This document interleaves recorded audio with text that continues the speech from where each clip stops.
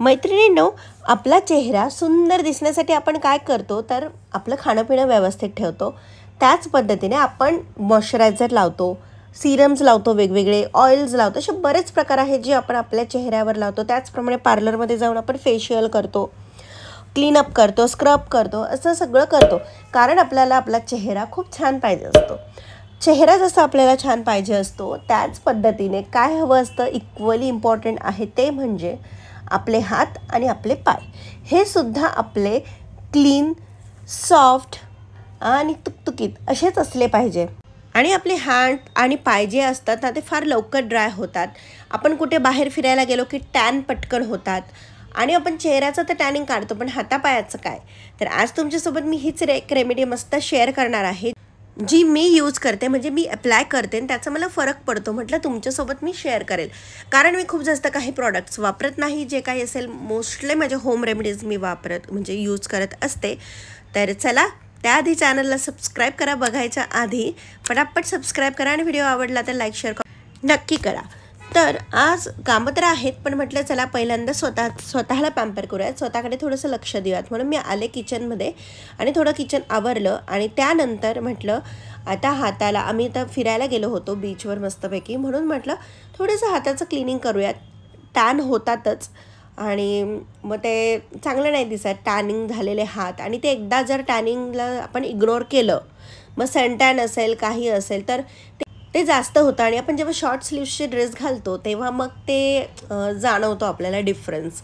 म्हणून असं होऊ नये त्यासाठी त्याला तुमच्यासोबत आज मस्त रेमेडी, होम रेमेडी मी शेअर करणार आहे. तर ही रेमेडी सूट होतेच, पण तरीसुद्धा पॅच टेस्ट करणं केव्हाही चांगलं. तर इकडे मी हात स्वच्छ धुवून पुसून घेतलेले आहेत. कोणती पण होम रेमेडी जेव्हा आपण करतो, मग ती चेहऱ्यावर असेल, हातापायावर कशावर पण असेल, त्याआधी ती चेहरा मस्त स्वच्छ धुवून घ्यायचा. हात असेल तर हात स्वच्छ धुवून घ्यायचे, म्हणजे जी काही डर्ट असते ती निघून जाते आणि इफेक्ट आपल्याला त्या रेमेडीचा जास्त दिसतो. तर इथे अगदी थोडासा बनाना घेतलेला आहे मी, केळं. जेव्हा आपण केळं खातो तेव्हा त्याच्यातलं थोडंसं टोक काढून ठेवायचं. आणि ही जी रेमेडी आहे ती मी चेहऱ्याला सुद्धा यूज करते, पण आज थोडीशी सर्दी आहे म्हणून मी चेहऱ्याला काही लावणार नाही आहे. तर ही सेम मी चेहऱ्यासाठी पण यूज करते. तर छोटासा बनाना घेतलेला आहे आणि तो आता मी मॅश करणार आहे फोर्कच्या मदतीने. त्याचप्रमाणे बनानाचं जे पील असतं ते सुद्धा जर चेहऱ्यावर घासलं तर चेहरा एकदम छान होतो.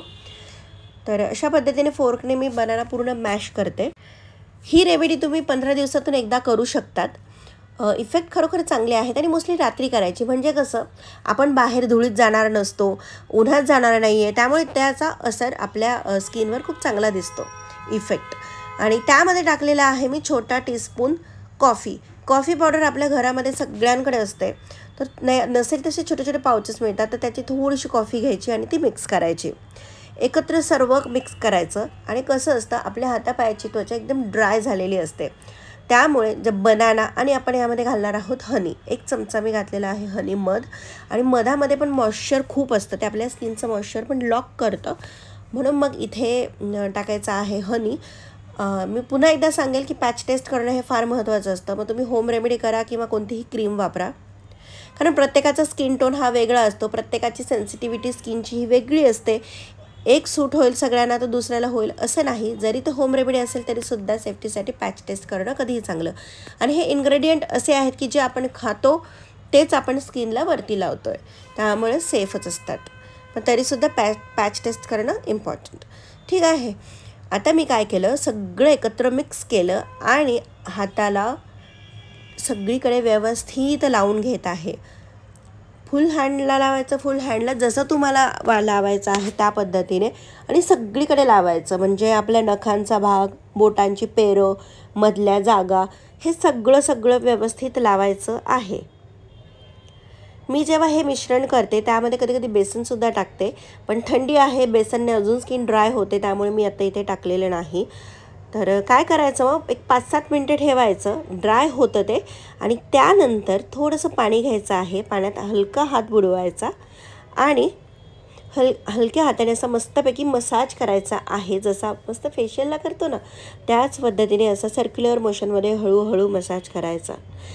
आपल्याला टॅनिंग काढायचं आहे किंवा मळ आपल्या स्किनवरचा काढायचा आहे म्हणून घसा स्किन घासायची नाही. आपली स्किन ही नाजूक असते, ते काही भांडे नसतात जोरात घासायला. म्हणून अगदी हलक्या हाताने मस्तपैकी सॉफ्टली आपल्याला चोळून घ्यायचं आहे. आणि मध आहे, यामध्ये बनाना आहे, कॉफी आहे, तिघंसुद्धा टॅनिंग रिमूव्हसाठी, त्वचेला ग्लो आणण्यासाठी म्हणजे आहेत, इफेक्टिव्ह आहेत. पण फॉलोड बाय तुमचं डाएटसुद्धा चांगलं पाहिजे. तर आता मी व्यवस्थित सगळ्या बोटांमध्ये, इकडे पेरांच्या तिथे आपला खूप टॅनिंग असतं, तर तिथे. आणि हा सेम पॅक तुम्ही आपल्या पायाला सुद्धा लावू शकतात, कारण आपले पाय पण बरेचसे कोरडे होतात, खराब होतात. तर तो दोघी हाताला मस्त मी चोळून घेत आहे आणि त्यानंतर हँड वॉश करून घ्यायचे आहेत. पहिल्यांदा असं थोड्या पाण्याने चोळल्यावर काय होतं माहिती आहे का, टॅनिंग रिमूव्ह होतं. ते जे काही आपण लावलेलं आहे ते व्यवस्थित असं मॉइश्चरसारखं आपल्या स्किनमध्ये छान मुरतं आणि धुताना पाणीसुद्धा कमी लागतं. नाही तर असे पॅक जेव्हा आपण लावतो तेव्हा भरपूर पाणी नाहीतर आपलं वेस्ट होतं. आजकाल आपली फार बिझी लाईफस्टाईल झालेली आहे. होम रेमेडीज करायला आपल्याकडे वेळ नसतो आणि आपल्याला असं वाटतं की कोण करेल, परत चिकचिक पिचपिच होते. पण कधीतरी 15 दिवसातून एकदा तर आपण वेळ काढूच शकतो ना. तर मग असं करायचं, आपल्याला छान वाटतं. पॅम्पर आपण जेव्हा स्वतःला करतो तेव्हा खरोखरच छान वाटतं. तर आता हे सगळं मी व्यवस्थित चोळून घेतलेलं आहे आणि त्यानंतर मी हे वॉश करते. वॉश केल्यानंतर बघा तुम्ही स्वतः डिफरन्स बघू शकतात. इथे मी कोणताच लाईट ऑन नाही केलेला आहे. स्टँड माझा एकाच ठिकाणी आहे, मोबाईल पण एकाच ठिकाणी आहे, पण डिफरन्स बघू शकतात तुम्ही. खूप छान इफेक्ट येतो याचा. म्हणजे आता हे मी खूप वर्षांपासून करत आहे, मला सूट झालं म्हणून मी करते. 15 दिवसातून एकदा करते मी, खूप रोज पण नाही, पण 15 दिवसातून एकदा. ही रेमेडी असेल किंवा अजून वेगवेगळ्या असतील मी ते ट्राय करत असते, म्हणजे यूज करते. तुमच्यासोबत मी नक्कीच शेअर करेल येणाऱ्या व्हिडिओजमध्ये. तर ड्राय करून घेतलं आणि त्यानंतर 1-2 मिनिटने मी लावलेला आहे मॉइश्चरायझर. तेही तुमच्या स्किनला सूट होतं ते मॉइश्चरायझर तुम्ही लावू शकतात. सगळीकडे व्यवस्थित लावायचं. बऱ्याच वेळा काय होतं, समजा आपण बेसन यूज केलं असेल कोणत्या होम रेमेडीमध्ये, तर बेसन थोडंसं ड्राय करतं. त्यामुळे मग ते झाल्यावर आपलं मॉइश्चरायझर लावायचं. भले थोडं 5 मिनिटने लावा, पण लावा. तर अशी छानपैकी टॅनिंग रिमूव्ह झालेली आहे बऱ्यापैकी. तर ही रेमेडी तुम्हाला कशी वाटली कमेंट करून नक्की सांगा आणि आपल्या चॅनलला सबस्क्राईब